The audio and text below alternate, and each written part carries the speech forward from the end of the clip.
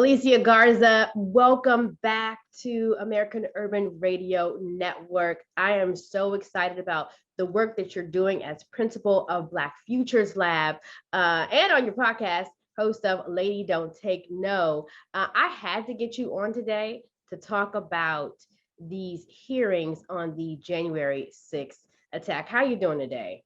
I'm doing so good, and it's wonderful to be here with you. Thank you so much for inviting me. I have been watching almost as if it was reality TV, the hearings that we have seen take place. We just saw the second hearing with the January 6th committee. And in this hearing, the aim was to show that Trump was well aware that there was no voter fraud. We saw that he was informed by his camp, from his aides to his attorneys, that there was absolutely no voter fraud, and he kept pushing it. What got me at the end was at the end when Representative Lofgren said, this was not just about pushing the big lie. This was about the big ripoff. And she began to go down the money trail of how much money he raked in from campaign donations, pushing this. So it doesn't matter whether he knew it was a lie, didn't know it was a lie. The aim was, at the end of the day, collecting this money. We even heard from the Attorney General, who basically was saying he wasn't even steeped in reality at this point. And he told him that all of this was bogus. What did you think looking at these two hearings? Well, look, I mean, the first thing that I think is important for us to just understand is that the Republican Party has been doing this for a very long time. You know, I had the experience a few years ago. This must have been probably in about 2015, 2016. And I was at a dinner sitting next to a Republican elected official who was also, high up in the party. And he said to me, well, we send out fundraising letters about Black Lives Matter. That's how we generate all of our resources in the state, right? And the thing that they were doing, right, was generating outrage and fear and anxiety. And so we see that in a kind of supersized way, right? When you think about President Donald Trump. Donald Trump was embraced by the Republican Party, not because he was a genius, not because he had any knowledge whatsoever about politics, not because he had any agenda to actually move the country forward, but because he was a lightning rod, right? He was a lightning rod for all of these kinds of fears and anxieties and insecurities that actually have been generating resources for the Republican Party in massive amounts. And then for Trump himself, right? He is also raking in cash into his campaigns. And then, of course, we know that aside from the January 6th inquiries, right? There are a whole bunch of other inquiries in the state of New York and across the country, right? Into Trump's fundraising practices and his financial woes. And so it's important for people to understand that this is part and parcel, right, of a party that, quite frankly, has gone off the cliff, right? And so this is the new Republican Party, and it's important for us to understand that. Second thing I think is really important for us to understand, or the thing that I just kept thinking when I was listening to former Attorney General Bill Barr and others, is that this is the side of history that they chose to stand on. They knew at that time, they know right now, and they knew before that President Trump had a propensity for lying, that he would stop at nothing to get the things that he wanted. And then when they accepted positions of power underneath him, they became complicit. It's a little bit bittersweet to hear people recounting, right? Almost with a level of ridicule, just how out of touch President Trump was. But you have to remember, right, that they were going right along with him, and they were holding up and building up his lies and trying to sell that to the American people. And all of this culminates in this very violent event that was intended to not just throw the results of the election, but frankly, it was intended to to perform a coup against the federal government, right? And so these are the things that I think are in the background, right? And should be in the background as we're watching the remainder of these hearings. And then, of course, I heard just this morning before I got on with you that the one for Wednesday has been postponed, right? This is the one that's supposed to go directly into talking about President Trump and his dealings and his actions.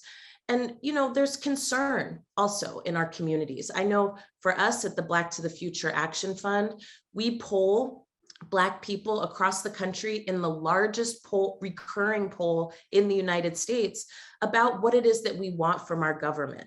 And in the top three issues that we want to see addressed is white nationalism, white supremacy, and what people are calling domestic terrorism. Right now, there are no consequences for people who are enacting these kinds of actions against this country, against this government. And that's unacceptable, right? If all we're going to do, right, is recount the story of how it happened, when there are very few consequences for the people who engaged in this, including the former president himself, it really calls into question in a much larger way. Is our democracy strong? Is it robust? Is it safe? And if they're not going to be held accountable, right, what are going to be the implications moving forward? Can anybody just attempt to take over a state or a federal or a local government just because they don't like what it's doing? I mean, these are questions that we need to be asking ourselves and asking ourselves very seriously. We're waiting still to see what could come out of the DOJ. We saw Merrick Garland during a presser on Monday say that they are watching intently. We're not sure what's going to happen yet, but we have heard from members of the committee that definitely hope that there could be some federal charges that come from this. Some of those who they have caught from the Proud Boys and other groups, many have just gotten probation. It is sad to see that, but you tweeted something on January 6th and it said, 1 year later, we remember that the United States is powered by amnesia. Black people have spent more time in jail for weed than have the white nationalist insurrectionists who tried to overthrow the government. I mean, I stand by that today, right? And if we look at the trajectory of these inquiries, if we look at the trajectory of consequences, the consequences have been very light with respect to the actions themselves. And when we want to look at consequences and accountability in this country, we have to understand that it's segregated and it's racialized. And it is true that Black people right now in this moment are spending more time in prisons and jails across this nation for carrying weed, for being in possession of weed or trying to sell weed, right? Than are these white nationalists and insurrectionists who literally tried to take over the government. They tried to hang the Vice President of the United States. They were targeting the Speaker of the House. They were smearing feces all over the walls in the congressional building. I mean, these things, imagine if this was a rally of Black people who did the same. Black people can't even think about resistance without being criminalized, targeted, surveilled, etc. And so it's important for us not just to look at segregation and the racialization of punishment in this country as interpersonal. This is actually baked into our systems and our laws. And these are the things that we need to change if we hope to have a robust democracy that upholds rights and freedoms and liberties for everybody without a consideration, right, of race or gender or class or sexuality or any of the other kind of false categories that we've created to push some people closer to power and to keep other people away from it. There's a serious weight and heaviness on this. And I know you know this as, creator of Black Lives Matter, that and you've been on the ground in states fighting, pushing for voting rights. When I began to look at the hearing and hear from the commissioner in Philly, and we heard from leaders in Atlanta about how, and Atlanta is really what got us Biden. When we began to see the vitriol and the nastiness that was coming from many residents who were repeating some of the same lies, right? And taking those beliefs and going and voting off of those beliefs, or taking those beliefs and then engaging in voter intimidation. It is just nasty how this got. But then I have to stop for a second and say, I can't even put this all on the back of a Donald Trump. In order for someone like that to be able to even come into a party and do that, there has got to be something wrong within a party that would even allow that. Mm-hmm. And so I think we have, of course, we lean in on what we're seeing in his influence, but I'm also looking at the leaders who even allowed this, who knew this, who we're seeing on tape say, we've been telling him it was a lie. We knew it was a lie. But then to hear their words during that time, it was many stuck by him, stuck up for him, repeated his words. That is, what do you think when you look at it that way? You know, I think that this is indicative, right, of the direction that the Republican Party has headed. And quite frankly, the Republican Party that we may have known, right, of our childhoods or even of our early adulthoods is no longer. The Republican Party is now an extremist party that is powered by both threats of violence. It is powered by racism and racist ideologies and racist tropes. And it still refuses to put forward a political agenda that can actually meet the needs of the people in this country. That's actually its job. What it's become instead, in some ways, is a racist fraternity that is trafficking, right, in racist and sexist and homophobic tropes. It is moving to boost those tropes. It is moving to boost those tropes through policies in states and cities across the country. They are trying to move those policies federally as well. And all of that is going to be seen in the upcoming midterm elections. You know, if we're looking at this and we're saying, hey, you know, we don't like the direction that this party is going into. We don't like the direction that politics is going into. Well, one place that we can impact where politics is going is by heading to the ballot box and voting our values. You know, I'm somebody who really does believe that a robust democracy requires the participation of everybody, and participation is a responsibility. And I don't mean that in the sense of, you know, our ancestors died for our right to vote. No, what it means is, right, that actually our ancestors died for our right to participate, for our right to have a say over the decisions that impact our lives every single day. And if we've seen nothing else over the last 5 years, it's that democracy is incredibly fragile. It was already an unfinished and imperfect project, but we've seen how fragile it is, particularly in the events of January 6th and moving forward. And so to me, right, it's time for us to take our power back.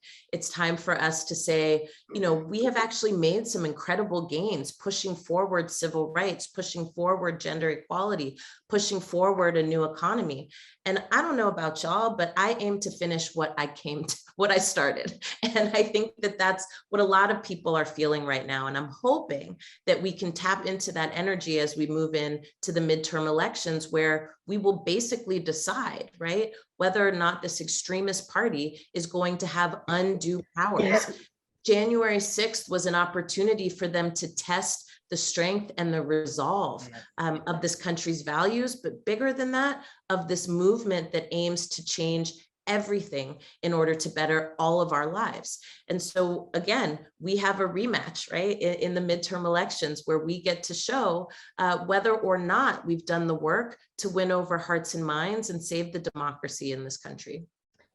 Before I let you go, I want to talk back. You talked a little bit at the beginning about Black to the Future Action Fund and what you all been doing since last July, and conducting these temporary check polls and doing bi-monthly polls to assess Black communities' priorities. First, thanks for the work that you are doing.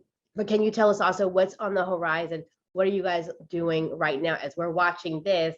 I want to know what also is going on the ground. And that's why I feel like we as a people also need to be focusing our attention. Let's not get too sidetracked by what's happening, what we're seeing, but also get locked into how to participate on the ground.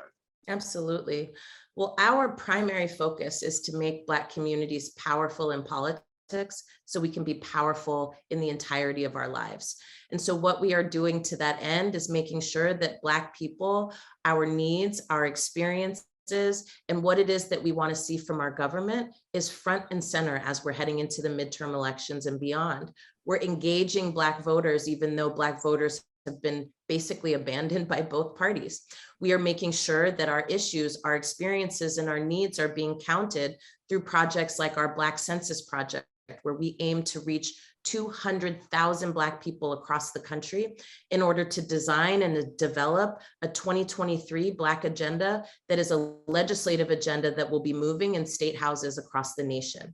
We also are making sure that our communities have the tools that we need to be powerful in politics. And that's why for the last almost 3 years now, we've been training Black folks in communities across the country how to make new rules, how to win new rules, and how to implement new rules in cities and states across the nation. And then finally, we do the work necessary to keep engaging Black voters year round. We don't just start talking to our people when we need something from folks. We are consistently and constantly in contact with our folks about what's important to us and providing a space for people to be able to take action on the issues that matter to you. And so if you want to hear more about what we're up to or you want to get involved, you can visit us at www.black2thefuture.org. And of course, you can always take the Black Census at blackcensus.org. Alicia Garza, thank you so much for coming on. You know, you are always welcome here at American Urban Radio Network. And I implore everyone who heard, you have the web address, follow her, take that census questionnaire. So I should call it a questionnaire. Yep. I took it myself. And also get on the ground and do the work. Don't get sidetracked. The committee is going to do what they're going to do, but it's also up to you to be the change that you want to see. Thank you so much. Thanks for having me.